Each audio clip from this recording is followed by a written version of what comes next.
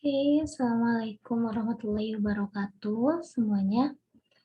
Selamat pagi, apa kabarnya? Semoga teman-teman semua, adik-adik semua dalam keadaan sehat walafiat. Nah, untuk pertemuan kali ini sebelumnya Ibu mohon maaf gitu karena pertemuan kita di dalam kelas terganggu karena seperti yang kita ketahui bahwa di sekolah sedang ada kegiatan.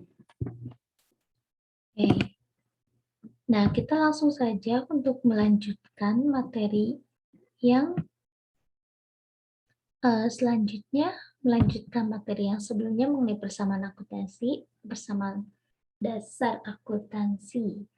Nah, selanjutnya kita akan masuk ke tahapan pencatatan akuntansi perusahaan jasa.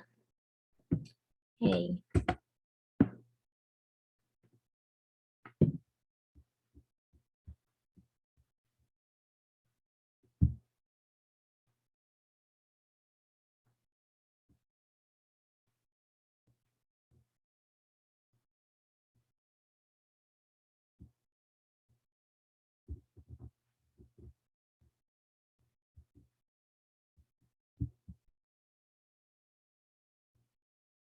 Nah, untuk yang selanjutnya itu kita akan mulai masuk ke tahapan jurnal umum.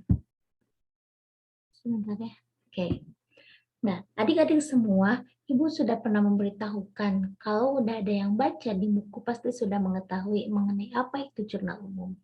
Nah, jurnal umum ini merupakan salah satu yang akan kita bahas di siklus akuntansi dasar atau dari tahapan pencatatan akuntansi dasar itu salah satunya itu ada jurnal umum.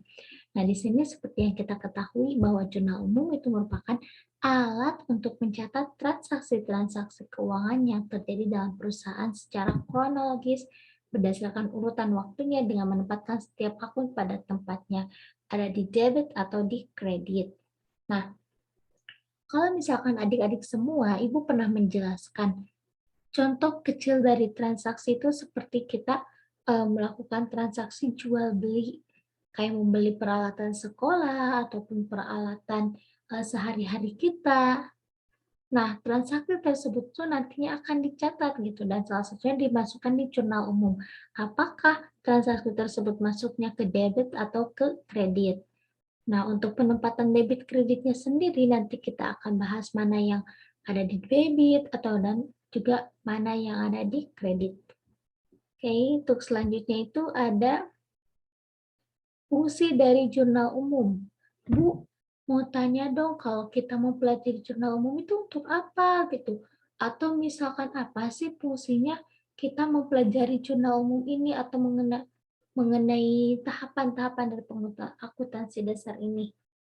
Nah, untuk yang pertama, fungsi jurnal itu ada fungsi pencatatan, yang dimana jurnal ini digunakan untuk mencatat setiap transaksi yang terjadi dalam proses selama periode tertentu. Misalkan dari teman-teman semua ada yang sudah mulai usaha, ada mulai usaha.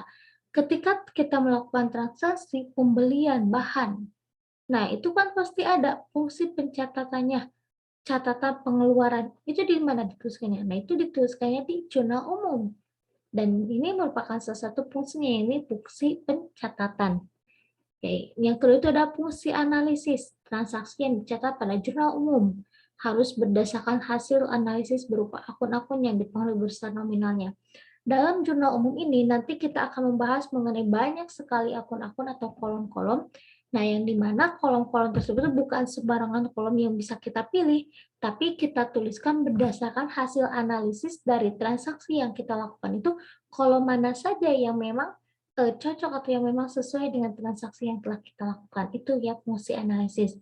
Untuk yang ketiga itu ada fungsi historis, pencatatan transaksi ke dalam jurnal yang dilakukan secara berurutan atau sesuai dengan urutan kejadiannya. Kalau misalkan kita melakukan kejadian pada tanggal 2 Desember, berarti kita dituliskannya 2 Desember, tidak bisa menjadi 3 Desember atau dipundurkan. Karena apa? Karena mempunyai fungsi historis harus berdasarkan atau sesuai dengan waktunya. Nah, untuk yang keempat itu ada fungsi informatif, memberikan informasi mengenai transaksi-transaksi yang telah terjadi pada suatu perusahaan selama periode tertentu dalam bentuk yang lebih ringkas. Jadi kan kalau misalkan kita untuk sebagai laporan, Nah, untuk diringkaskannya itu kita pelajari di sini di jurnal umum. Nah, untuk yang kelima itu ada fungsi instruktif atau transaksi yang telah dicatat pada jurnal umum harus diposting ke dalam buku besar.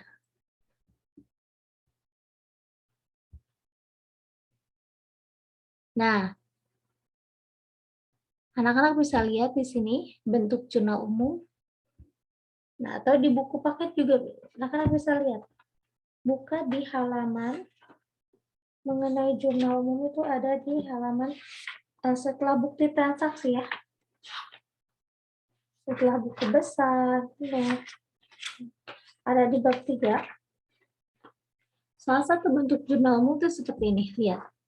Di sini tuh ditulis namanya, nama dari ini jurnal umumnya, kemudian nama perusahaan.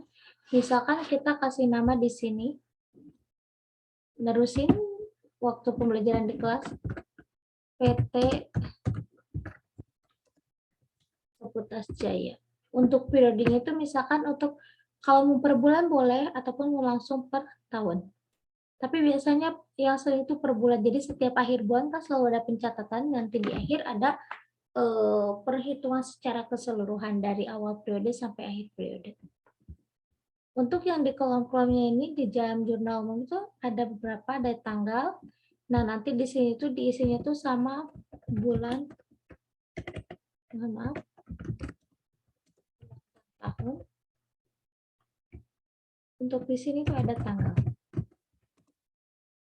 Ini untuk keterangan itu misalkan pembeliannya kas, modal, dan lain sebagainya. Ini referensi, ini di debit atau di kredit.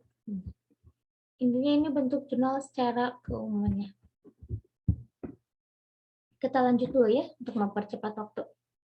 Nanti biasanya kalian dalam materi biasanya masih suka sulit gitu, sukar untuk dipahami. Kita nanti akan belajar langsung mengenai soalnya.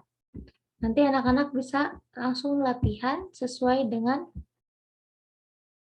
lembar kerja yang akan Ibu kasih nanti. Nah, ini adalah langkah-langkah penyusunan jurnal umum. Yang pertama itu ada analisis. Tetap ya, yang pertama itu kita harus menganalisis ini itu transaksi apa, masuknya kemana, dan seperti apa. Kemudian yang kedua, tulis tanggal transaksi. Jangan sampai lupa, karena ini akan mempengaruhi. Misalkan kita tadi beli tanggal 2 Desember, langsung tulis tanggal 2 Desember. Tanggal 3 Desember, tanggal 12, dan sampai ke akhir bulan, itu detail. Kemudian tulis nama akun yang diperlukan pada kolom keterangan untuk penulisan proses kredit maksud agar menjorok. Oke, ini nanti dijelasin sama Ibu, dijelasin lagi. Yang keempat, tulis jumlah nominal transaksi pada kolom jumlah. Misalkan kita tadi membeli alat tulis sebesar 100.000, ditulis gitu ya. Dengan harga. Yang terakhir, setelah transaksi selesai, jumlahkan nominal debit maupun kredit. Nah, tetap ya, dalam pencatatan akuntansi atau yang dibahas dalam akuntansi itu tetap kembali lagi seperti harus balance. Kalau tidak ada yang balance, berarti ada kesalahan dari yang sebelumnya. Karena apa? Utamanya dari akuntansi ini, pencatatan ini adalah harus balance ketika antara yang di debit sama yang di kredit. Harus sama. Kalau ada yang timpang sedikit pun, wah itu harus diperhatikan nih, barangkali dari anak-anak atau bahkan mungkin ibu sendiri ada kekeliruan.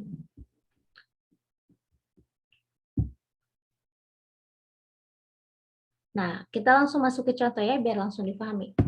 Nah, untuk yang contoh transaksi, Bu Dewi mendirikan salon bernama Dewi Cantika.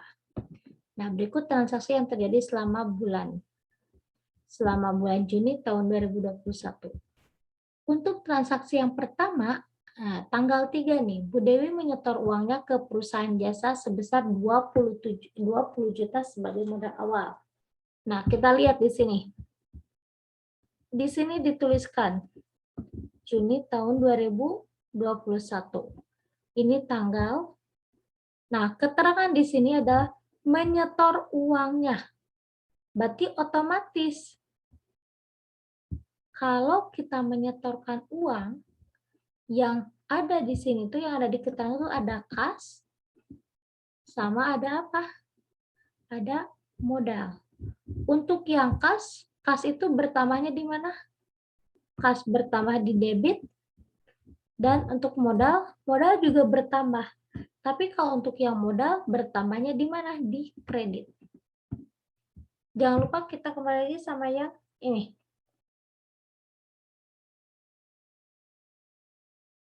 Ada yang bertambah di debit, ada yang bertambahnya ini di kredit. Begitupun sebaliknya. Oke, untuk yang kedua, tanggal 4 perusahaan meminjam uang ke bank sebesar 10 juta. Meminjam. Kalau anak-anak meminjam uang, berarti bagaimana? Kas kita bertambah, kan?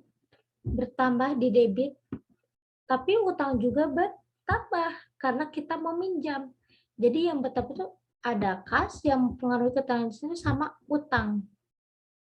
Kas bertambah dari hasil pinjaman kita, dan kita juga menjadi menambah utang karena kita meminjam. Untuk utang bertambahnya di kredit. Utang modal itu di kredit. Kayak gitu.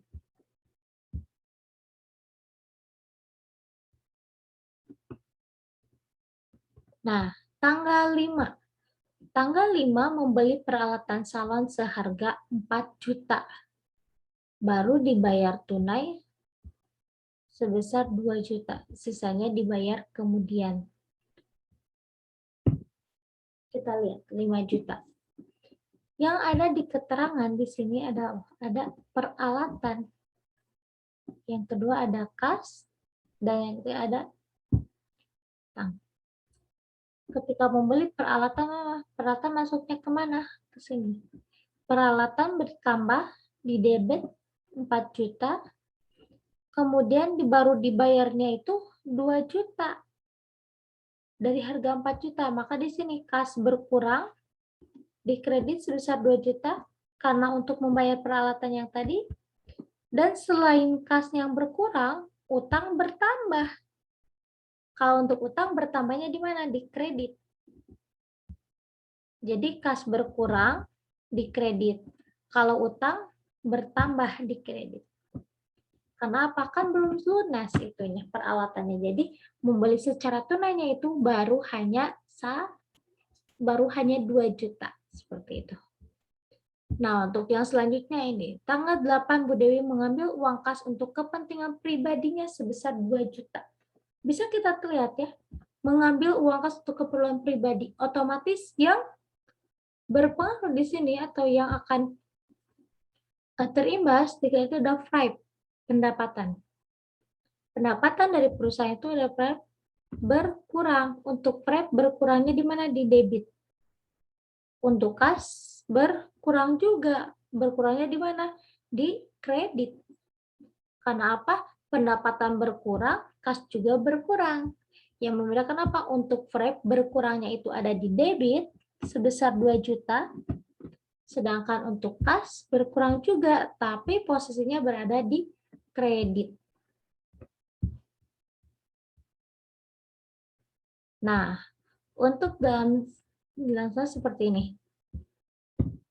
Nanti tampilan lainnya itu akan menjadi seperti ini untuk jurnal umum itu. Ada tanggal 3, 4, 5, 8, 12, dan 17, dan sebagainya. Dan ini untuk bulan. Keterangan ini kas.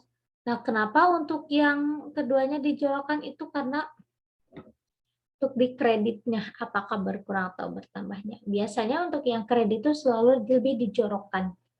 Lebih menjorok seperti itu ya anak-anak. Kalau misalkan negatif, kalau dalam persamaan akuntansi kemarin kan itu ada tandanya kurung buka, dalam kurung, itu berarti minus. Nah, sedangkan untuk di sini, nah ini, itu lebih menjorok sebagai apa? Sebagai tanda kalau ini adalah kredit masuknya. Yang di kredit itu bisa bertambah ataupun bisa berkurang, tergantung dari yang jenis ini. Kas, pendapatan, modal, beban, utang, FRIP, dan lain sebagainya. Kayak gitu.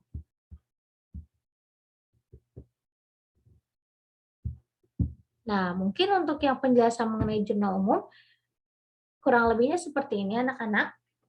Coba kalian buka bukunya di halaman, sebentar, mohon maaf.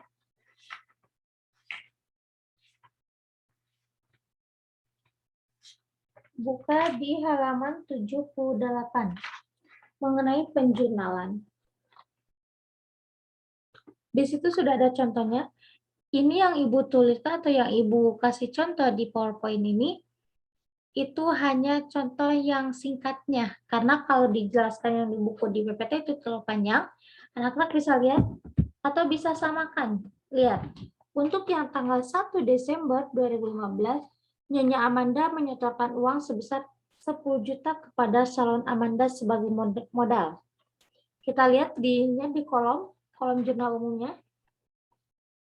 Itu ada kas, ada modal juga, invest. Kas bertambah di debit dan modal bertambah di kredit.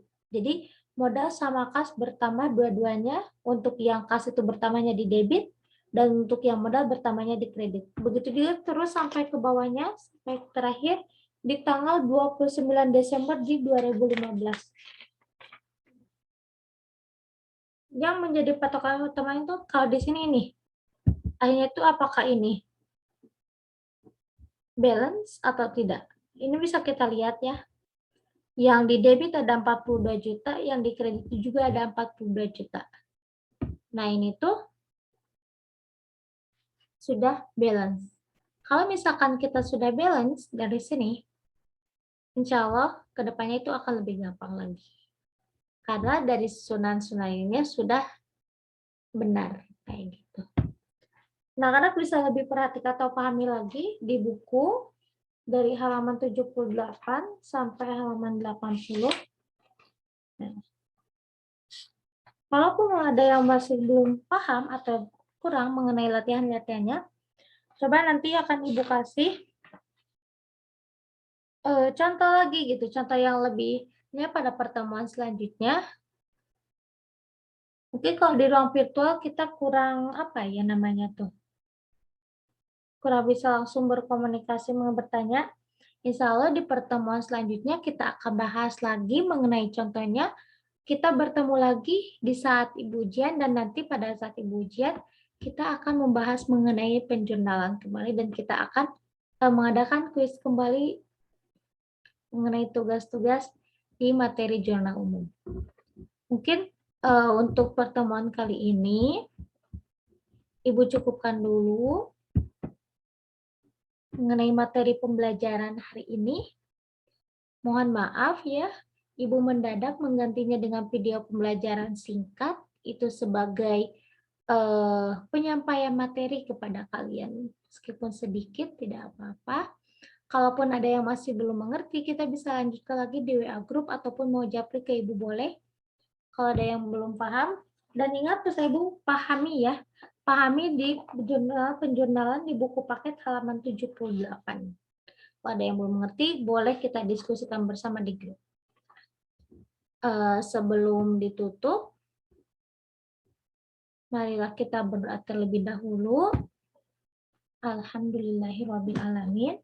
Terima kasih atas perhatiannya. Mohon maaf ya kalau perkataan Ibu ada yang kurang jelas ataupun ada kurang yang berkenan di hati anak-anak semua dan teman-teman semua. Sekian dari Ibu. Wassalamualaikum warahmatullahi wabarakatuh.